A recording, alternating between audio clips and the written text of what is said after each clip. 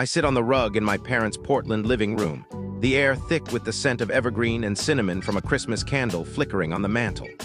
My younger sister, Leela, clutches a key fob, its silver glint catching the glow of fairy lights strung across the room. She's 30, but her grin is childlike as she waves the keys to a brand new Audi parked outside, adorned with a massive red ribbon that screams extravagance.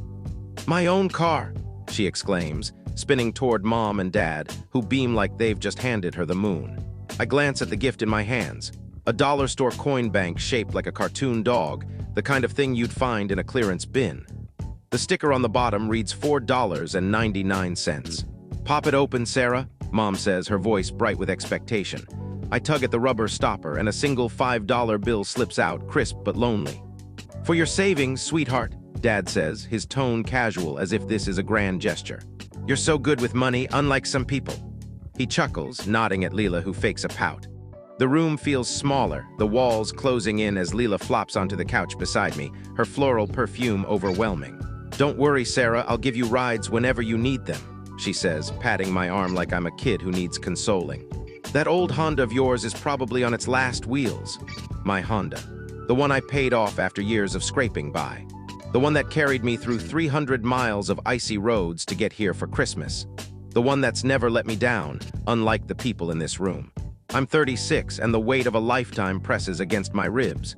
This isn't new, it's the rhythm of my existence.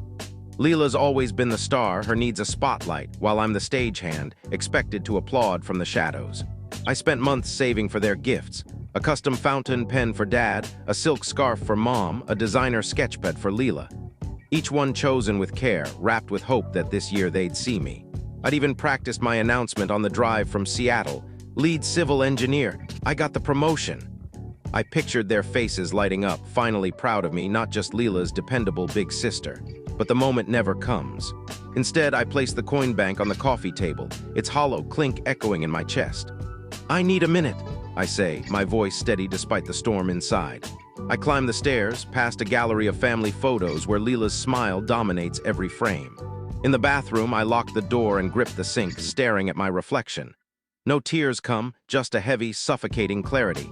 This is who they are. This is who they've always been.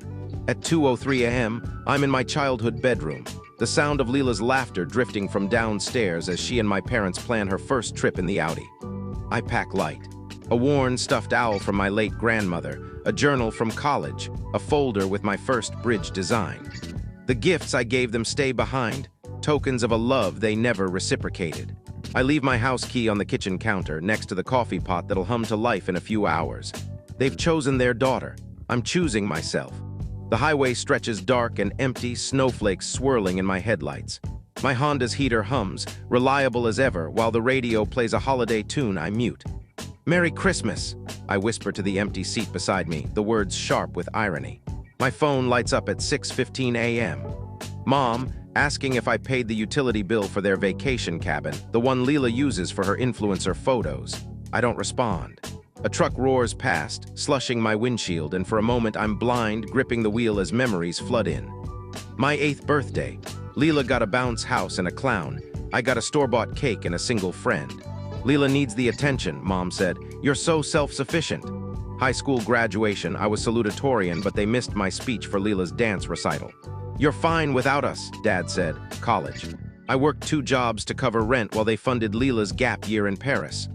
"You've always got it together," they'd say, as if that excused their absence. At dawn, I pull over, my breath fogging in the cold. My phone shows missed calls from Dad, texts from Leela. I silence them. Then a call from my old college friend, Nora. "Where are you?" Her voice is warm, urgent. "Somewhere in Oregon, heading south," I say. "Come to San Francisco," she insists. "Stay with me, family doesn't treat family like this." Her words break something loose, a dam I didn't know was holding. "Okay," I whisper. "Text me your location every hour," she says. "I'm setting up the spare room." By 8 a.m., I cross into California, the state line sign glowing in the morning light.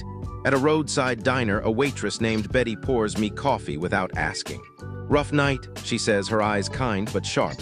"Rough life," I mutter, instantly regretting the dramatics. She doesn't blink. I've seen enough heartbreak to know it, family or lover. Family, I admit. She slides a menu over. Kin's just blood, families who shows up for you. Try the pancakes, they come with extra syrup. 3 weeks later, I'm in Nora's San Francisco apartment, my phone buzzing with Dad's latest voicemail. Sarah Marie Evans, return that car or I'll call the police. My Honda, fully mine, paid off years ago. Mom's message follows. My heart's acting up because of you. Is this what you want? I delete both, my finger lingering on the screen. Nora's spare room with its sage green walls and soft light feels like a haven. I send an email to my boss, requesting a transfer to the San Francisco office. The approval comes hours later. A new start built on my own merit. Nora connects me with a friend who manages rentals. By week's end, I sign a lease for a 600-square-foot apartment in the Mission District, its wide windows catching the sunset. I buy a mattress, a desk, a single chair. The sparseness feels like freedom. Nora drags me to a ceramics workshop where I mold clay into a lopsided vase. Let it become what it wants, the instructor says. For the first time, I create something just for me. Therapy starts with Dr. Chen, whose quiet presence coaxes out words I've never dared speak. Neglect, I say, naming the pattern. I was worth $5 to them. She nods, letting the truth settle. How does that feel? Like I was invisible, I admit, and the weight begins to lift. Months pass. My apartment fills with small touches. Pottery I've shaped, a rug from a flea market, a shelf for books. The coin bank sits there too, now holding $5 bills, one for each week of my new life. Not a grudge, but a reminder. Small slights reveal big truths. When Cousin Ellie's wedding invitation arrives, I hesitate. It's a summons back to Portland, to the family I left. Dr. Chen asks, "What do you want?" "To go, but on my terms," I say. I book a hotel, declining Dad's insistence I stay at their rental. At the rehearsal dinner, I walk in wearing a tailored navy dress, my steps confident. Conversations pause. Mom's hand clutches her necklace. Dad's glass freezes midair. Leela approaches, her usual polish faded, no designer accessories, her hair natural. "You look incredible," she says, her hug brief. "Thanks," I reply, stepping back. "How's the Audi?" she falters. "Traded it for a Subaru." "More practical," whispers follow. Aunt Clara pulls me aside. "Your parents are selling their house. Medical bills, they say, but Leela's debts didn't help." Uncle Dan adds, "Your dad's been out of work since spring." I nod, absorbing the news without sinking under it. When Dad corners me, his voice heavy with whiskey, he says, "Family stays together, Sarah." I hold his gaze. "Does it, or does family choose who gets to shine?" He stammers, then walks away. Mom tries next, her eyes wet. "We miss you." I rinse my hands in the sink. "I miss who I hoped you were."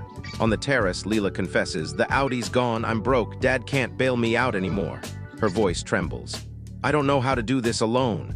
Old instincts urge me to fix it, but I say, "That sounds tough, Leela. I can help you plan, but I can't carry this for you." Compassion without obligation, a new boundary. The wedding day arrives. In the venue's library, my parents and Leela stage their plea. "We're falling apart," Mom says, tissues in hand. "Dad's job is gone," Leela adds. "The house is on the market." I pull out a scrapbook, pages of memories showing their favoritism, Leela's lavish birthdays, my overlooked milestones. "This is what I carried," I say. "This is why I left." They stare, silent, as the truth lands. At the reception, I sit at a table I requested, away from them, with cousins who see me as I am. Leela watches from across the room, her face unreadable. Mom's eyes catch mine, but I turn away, sipping champagne, letting the bubbles fizz against the weight of the past. I'm no longer the girl who begged for their love. I'm Sarah, building bridges, literal and figurative, strong enough to hold my own weight.